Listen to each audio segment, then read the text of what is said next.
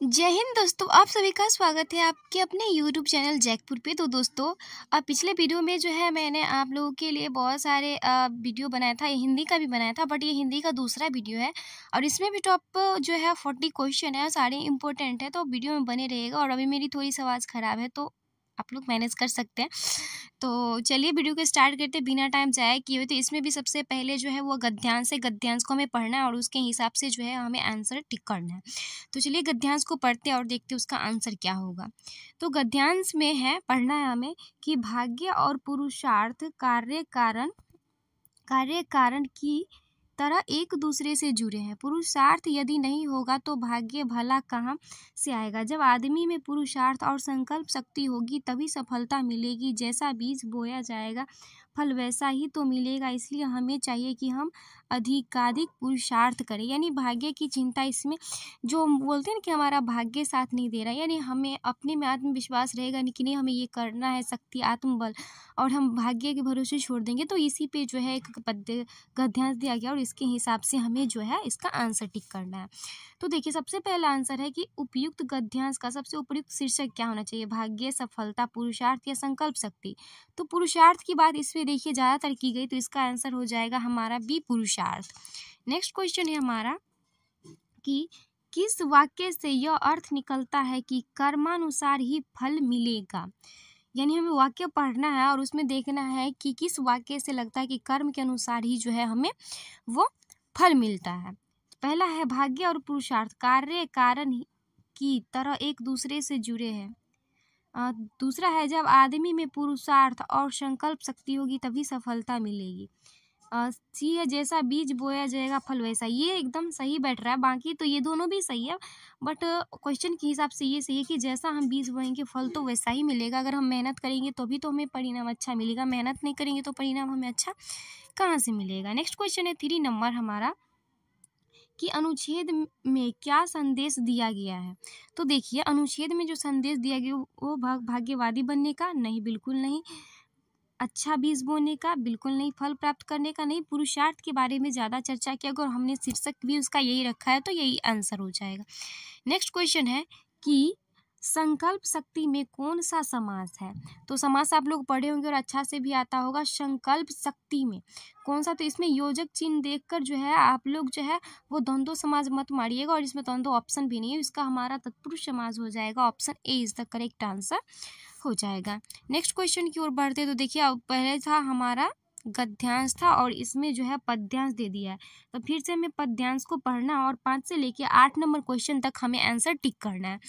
तो लिखा है जाति हाय री जाति कर्ण का हृदय क्षोभ से डाला। आप जानते हैं कर्ण के बारे में शुद्ध थे और आप महाभारत देखेंगे तो आपको कर्ण के दुख के बारे में पता चलेगा। कुपित सूर्य की ओर देख कर वह वीर क्रोध से बोला, जाति जाति रटते जिनकी पूंजी केवल पाखंड, मैं क्या जानूं जाति जाति है मेरे भुजादंड। तो देखिए इसमें जो है कर्ण एक शूद्र जाति थे। आप महाभारत देखिएगा तो समझ में आ जाएगा। तो हमने पद्यांश पढ़ लिया, अब इसके हिसाब से जो है हमें आंसर टिक करना है। तो 5वां क्वेश्चन है कि इन पंक्तियों में कवि ने किस चीज़ की चर्चा की। ऑब्वियसली जाति की चर्चा की है, तो ऑप्शन जो है हमारा जो A is the correct answer हो जाएगा। अगला क्वेश्चन है हमारा 6 नंबर क्वेश्चन है, कौन केवल जाति जाति रटते हैं। तो कौन जते वीर, कुपित, भुजदंडी या पाखंडी। ऑब्वियसली पाखंडी लोग जो है वो हमेशा जाति जाति करते हैं। 7वां नंबर क्वेश्चन है सबसे उपयुक्त शीर्षक चुने। तो इसका क्या शीर्षक होना चाहिए आपके हिसाब से। तो ऑब्वियसली जाति का बात करा गया तो जाति ही ऑप्शन होगा। अगला क्वेश्चन है मैं क्या जानूं जाति जाति, जो कर्ण कहते हैं इसमें कौन सा अलंकार है। तो देखिए 8 का हमारा हो जाएगा प्रश्न अलंकार, क्योंकि इसमें प्रश्न पूछ रहे कि मैं क्या जानूं जाति, तो प्रश्न अलंकार हो जाएगा। बढ़ते अगले क्वेश्चन पे हमारा 9 नंबर क्वेश्चन टॉप नहीं मतलब टोटल जो है हमारा 40 क्वेश्चन है। तो वीडियो में बने रहिएगा, सारे मोस्ट इंपोर्टेंट क्वेश्चन है, तो बिल्कुल भी वीडियो को स्किप नहीं कीजिएगा। और वीडियो अच्छी लगी तो प्लीज़ वीडियो को लाइक भी कर दीजिएगा। तो 9 नंबर क्वेश्चन है कि छापा खाना से संबंधित निम्न में से सही जोड़ा कौन सा है।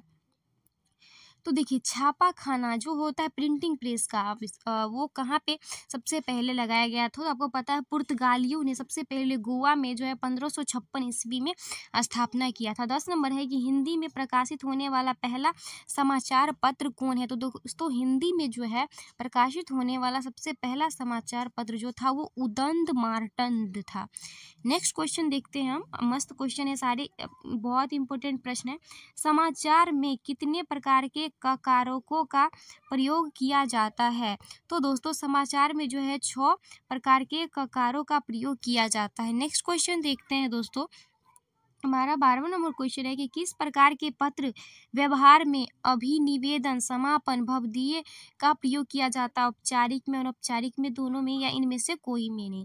तो हमारा 12 का जो आंसर हो जाएगा औपचारिक में, तो हमारा ए इज द करेक्ट आंसर हो जाएगा। नेक्स्ट क्वेश्चन है हमारा कि समाचार पत्र की नीति, सोच और विचारधारा की अभिव्यक्ति कैसी होती है?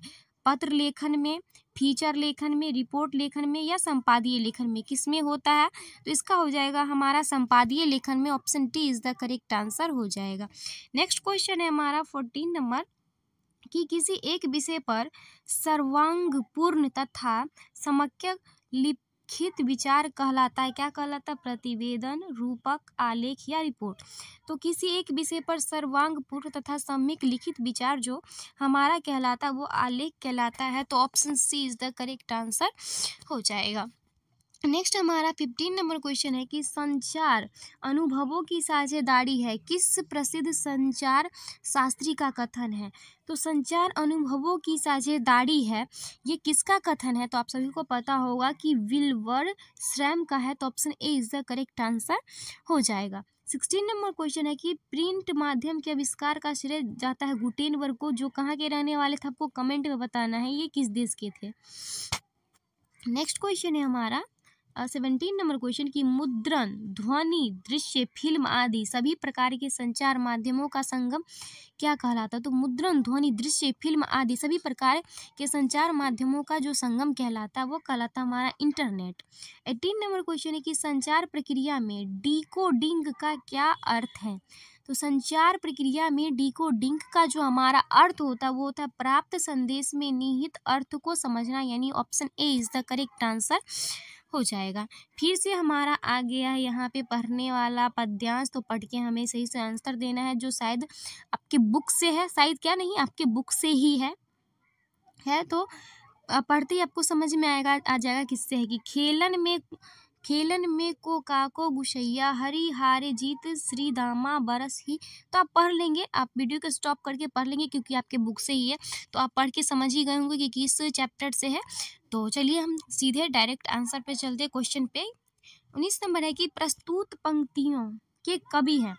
तो देखिए आपके जो प्रस्तुत पंक्ति दिया गया है उनके जो कवि है वो है हमारे सूरदास जी। तो option A is the correct answer हो जाएगा। अगला क्वेश्चन देखते हैं 20 नंबर क्वेश्चन है हमारा कि उपर्युक्त पंक्तियों के केंद्र में क्या है? तो दोस्तों उपर्युक्त पंक्तियों के केंद्र में जो है वात्सल्य है। तो option D is the correct answer हो जाएगा। 21 नंबर है यहाँ कि इनके बीच संवाद हो रहा है। तो ऑब्वियसली आपने बुक पढ़ा होगा तो आपको पता होगा कि इसमें जो संवाद के बारे में कहा गया ऑब्वियसली कृष्ण और जो है सुदामा नहीं, कृष्ण और सूरदास ने कृष्ण और सुदामा के बीच की बात कही गई है, उनकी मित्रता के बारे में जो है चर्चा। 22 नंबर क्वेश्चन है हमारा कि ये पंक्तियाँ किस भाषा में रचित है? खड़ी बोली में, ब्रज भाषा में, उर्दू में या अवधी में? तो हमारा जो ये पंक्तियाँ हैं ये जो है हमारा ब्रज भाषा में रचित है। तो option B is the correct answer हो जाएगा। नेक्स्ट क्वेश्चन की ओर बढ़ते हैं कि कबीरदास किस काल के कवि थे? भक्ति काल के, आधुनिक काल के, रीति काल के या आदि काल के? तो हमारे कबीरदास जी जो है वो भक्ति काल के कवि थे। तो option A is the correct answer हो जाएगा। 24 नंबर क्वेश्चन है कि देव की रचना हंसी की चोट का छंद क्या है? दोहा है, चौपाई है, सवैया है या घनाक्षरी है? तो देव की रचना हंसी की चोट का जो छंद है वो आप गिनेंगे तो हो जाएगा वो सवैया है। तो option C is the correct answer हो जाएगा। 25 नंबर क्वेश्चन है हमारा कि घर में वापसी कविता आधुनिक जीवन की किस समस्या को सामना करती है? तो घर में वापसी कविता आधुनिक जीवन की जिस समस्या को का सामना करती है, वह है गरीबी से संघर्षरत परिवार की समस्या। नेक्स्ट क्वेश्चन की ओर बढ़ते हैं दोस्तों। हमारा 26 नंबर क्वेश्चन है कि जाग तुझको दूर जाना कविता क्या प्रेरणा देती है। तो जाग तुझको दूर जाना कविता हमें प्रेरणा देती है कि मोह माया के बंधन में जकड़े मानव को जागाने की, अपने लक्ष्य की ओर निरंतर आगे बढ़ने की, कठिनाइयों का सामना करना, इनमें से सभी हो जाएगा हमारा D is the correct answer. Next question है हमारा 27 नंबर क्वेश्चन है कि बादल को घिरते देखा है कविता में किस महान कवि का जिक्र हुआ है। तो इसका आंसर हो जाएगा Kalidas. Option C is the correct answer हो जाएगा। फिर हमारा जो है गद्यांश आ चुका है, इसको पढ़ना है और हमें आंसर टिक करना है, और वो कहाँ से 28 से 31 तक। तो गद्यांश चलिए पढ़ते हैं कि कितना सुंदर संचालन है, कितनी सुंदर व्याख्या, लाखों सिर एक साथ सिजदे में झुक जाते हैं, फिर सबके सब एक साथ खड़े हो जाते हैं, एक साथ झुकते हैं और एक साथ घुटनों के बल बैठ जाते हैं। कई बार यही क्रिया होती जैसे बिजली की लाखों बत्तियां एक साथ प्रदीप्त हो और एक साथ बुझ जाए और यही क्रम चलता रहे। तो हमने गद्यांश को पढ़ लिया और इसके अनुसार जो है हमें जो है इसका आंसर देना जो आपके बुक से ही है। तो पहला क्वेश्चन है कि प्रस्तुत पंक्तियां किस पाठ से ली गई है। तो ऑब्वियसली प्रस्तुत पंक्तियां किस पाठ से ली गई, ऑप्शन है गूंगे, टार्च, बेचने वाला, दोपहर का भोजन या ईदगाह। तो 28 का ये क्वेश्चन आप लोग इसका आंसर कमेंट में करेंगे, ये मैं नहीं बताऊंगी क्योंकि आपके बुक से है। 29 नंबर क्वेश्चन है कि उपर्युक्त गद्यांश में किसका वर्णन किया गया है। तो इसमें किया गया ईद की नमाज का वर्णन। तो option A is the correct answer हो जाएगा। 30 नंबर क्वेश्चन है कि सिजदे शब्द का क्या अर्थ है। तो देखिए सिजदा जो होता है वो मुस्लिम में जो है एक सिजदा और पेवोश नामक जो प्रथा चलाया गया था वो बलबन के द्वारा चलाया गया था। तो ये तो आप हिस्ट्री में पढ़ेंगे। तो इसमें होता है नमाज पढ़ने समय माथा टेकने की क्रिया को हम सिजदा कहते हैं। नेक्स्ट क्वेश्चन है 31 नंबर की प्रस्तुत पंक्तियां के लेखक कौन है। तो 31 नंबर का आंसर हो जाएगा प्रेमचंद्र जी। तो option C is the correct answer हो जाएगा। नेक्स्ट क्वेश्चन है हमारा 32 नंबर क्वेश्चन की दोपहर का भोजन शीर्षक पाठ में किस ऋतु का वर्णन किया गया, वर्षा ऋतु, ग्रीष्म ऋतु, बसंत ऋतु या शीत ऋतु। तो दोस्तों इसका आंसर हमारा आपका बी हो जाएगा ग्रीष्म ऋतु। ओके नेक्स्ट क्वेश्चन की ओर बढ़ते हैं 33 नंबर कि टॉर्च बेचने वाले पाठ में लेखक ने किस पर प्रहार किया है। तो टॉर्च बेचने वाले पाठक में लेखक ने जिस पे प्रहार किया है वो हो जाएगा हमारा आस्थाओं का बाजारीकरण। Option C is the correct answer हो जाएगा। 34 नंबर क्वेश्चन है हमारा कि गूंगे कहानी में लेखक ने किन लोगों को गूंगा बहरा कहा है।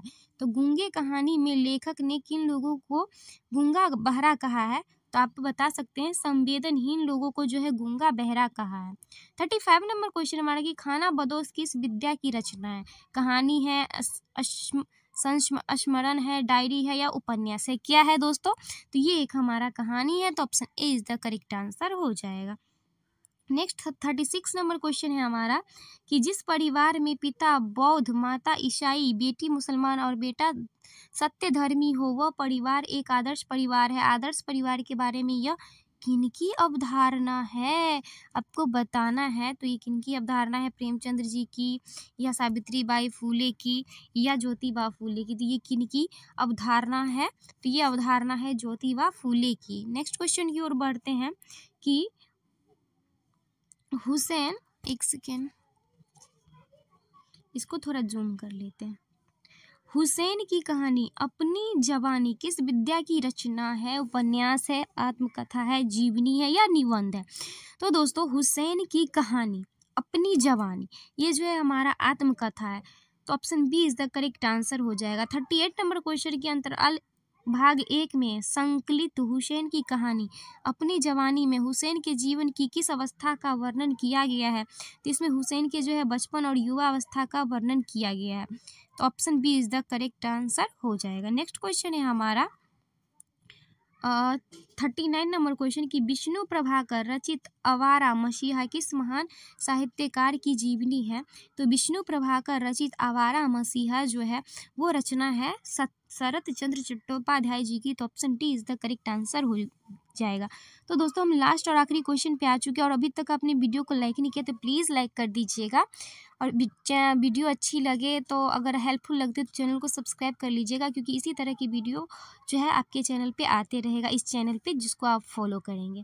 अगला क्वेश्चन है हमारा लास्ट और आखिरी क्वेश्चन है इस वीडियो का कि शरत और महेंद्र को घर पर पढ़ने के लिए आने वाले शिक्षक का नाम क्या था? तो उनका नाम ऑब्वियसली अक्षय पंडित था, तो option B is the correct answer हो जाएगा। तो दोस्तों पूरा वीडियो देखने के लिए आपका तहे दिल से जो है बहुत बहुत धन्यवाद। वीडियो को लाइक ज़रूर कीजिएगा और चैनल को सब्सक्राइब ज़रूर कर लीजिएगा। Thanks for watching the video.